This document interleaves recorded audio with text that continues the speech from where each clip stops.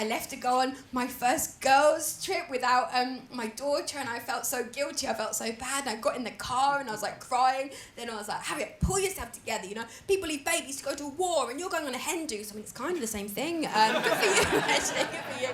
And then I was driving with her in the back for the first time, and they say that parenting comes easily. I don't know if that's true in my case. So I was driving with my daughter in the back, and she started crying. And I was like, oh God, I don't know what to do. I can't get to her because I'm driving. Then I was like, I know what a good mum would do. They'd sing a song. That's what I should do. I should sing a song. I'll sing The Wheels on the Bus. Then I was like, I don't fucking know the words to The Wheels on the Bus. So I was like, the finger bus is coming. Absolutely loved it. I loved it. She loves TV. Her favourite show is Euphoria. Absolutely loves it. I think it's just like the bright lights and the teen sex. So I'm trying to be a good role model, but it's difficult. I started volunteering in a food bank. I thought that would be a good thing to do. But the problem is you are just doing manual labour for free. I realised my favourite thing about volunteering, it is actually telling people that I volunteer. And then I realised I don't actually have to volunteer to tell people that I volunteer. So I quit. I want to be a good role model, but it's difficult. And it's scary what's out there, you know. Now we have Euphoria. When I was growing up, we had Dawson's Creek. There's been such a leap. What are these kids exposed to, you know? I don't want kids to think they have to grow up and the first time they have sex, they have to let someone come on their face. I want that to be something they can look forward to. It's good to have dreams. It's good to have dreams. My parents were very worried about me when I was younger. They're very protective. So they sent me to an all-girls school from the age of 3 till 18 because they were very worried I was going to get pregnant young. What can I say? I was a very slutty baby. They're like, watch out, this little slutty baby. So I went to an all-girls school and we did a lot of like home economics, you know. Like, I don't know if you know home economics. It's like economics, but for girls. Yeah. So you learn how to bake a cake and cover a black eye.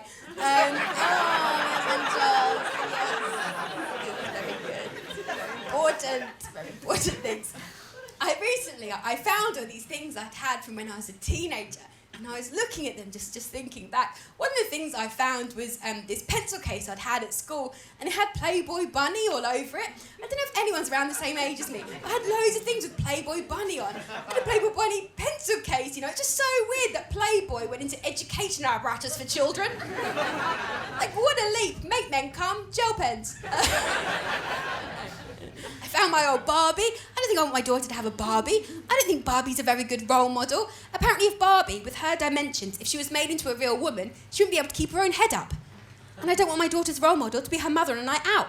I want to aim higher than that. Thank you. I once saw this porn, right, of this woman putting a doll inside herself, right? It's quite intense. Yeah, but I think she actually had a very good feminist message. Do you know what I mean? She's like, I've had it up to here with Barbie. Fuck Barbie, literally. You're shaking your head, but I disagree. I disagree. Good role model, actually. Apparently Barbie was based on a sex doll, a German sex doll. Call me old-fashioned. I don't know if that's a good idea for a children's toy. And sex dolls, they're on the rise and they're getting more perfect and hairless and silent. And I don't know how I feel about sex dolls, but then someone asked me recently how I'd feel if my husband was to get a sex doll. And I don't think I'd like it, but it's not for those reasons I just said. It's because I've never seen him wipe down a kitchen surface. He should be trusted with a sex doll, you know. I found photos from when I was a teenager and we'd always go out dressed as something sexy, you know. So we'd go out as like sexy schoolgirls, even though we were schoolgirls. We went out as like sexy police. I think eventually we ran out of things to go out as because I found a photo of us dressed as sexy clowns. If you're wondering how to recreate that, it's big feet, red nose, tits out. Sexy clowns! Okay. And when I was a teenager, we had our first girls' trip away. It was very exciting, and I was so excited. We went because my friend was trying to get over her boyfriend, and to be fair, he was hard to forget because his name was Garris, and he drove a Yaris. And once you hear that, it gets in, you know. I think you can tell a lot about someone by what they drive. Like my friend, she drives a Mini, and she's so cute. And every time she sees another Mini, they wave at each other. Like, it's so cute. And I drive a Nissan Micra, and every time I drive, someone yells, "Get off the road, you stupid bitch!" It's just a Nissan Micra thing. It's a fun thing to do. So we went to Newquay for our first trip away as teenagers, and it went to chaos.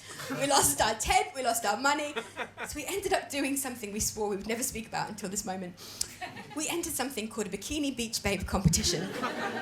We had to dance on stage in a bikini in front of a jeering group of men, but you did get free drinks, and that seemed like a good trade for our self-esteem. And I came last, and the prize for last place was a vibrator. Because I think they were like, you're going to need this, love.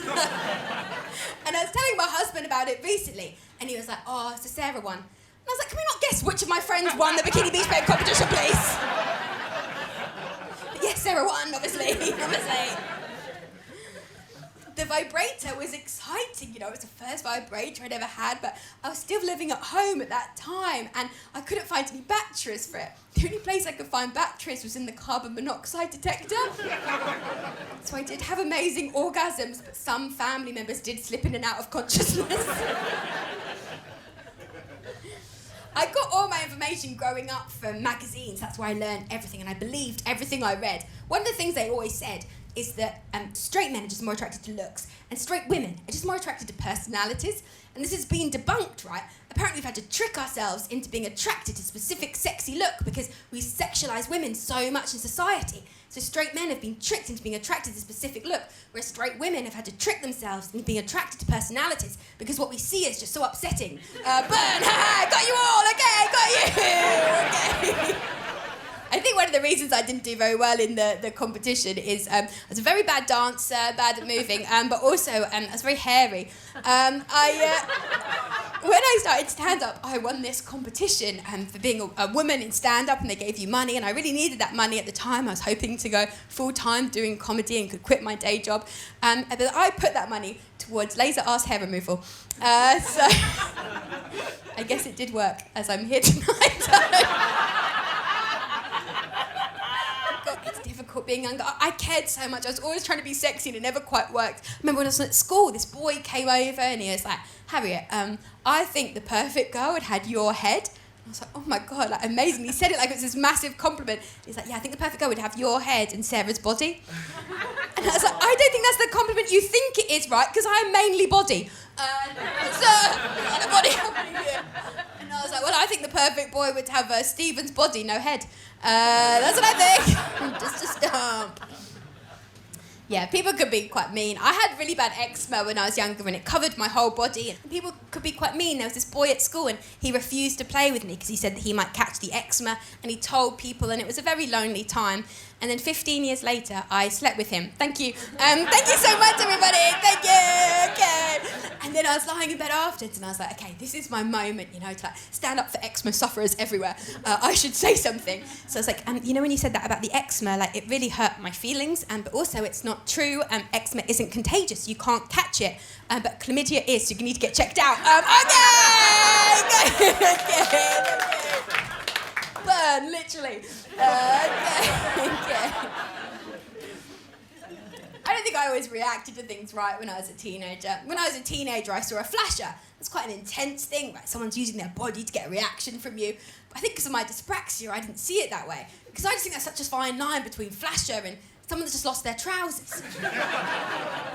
Because I once went on this night out and I had this new skirt and it didn't really fit. And I got into dancing and I'm a bad dancer. I was in this busy club and it fell off and I lost it. And I had to get the night bus home in my pants. And because I'm a woman, no one called the police. You know? Because there's no such thing as a female flasher, is there? She's just a fun girl.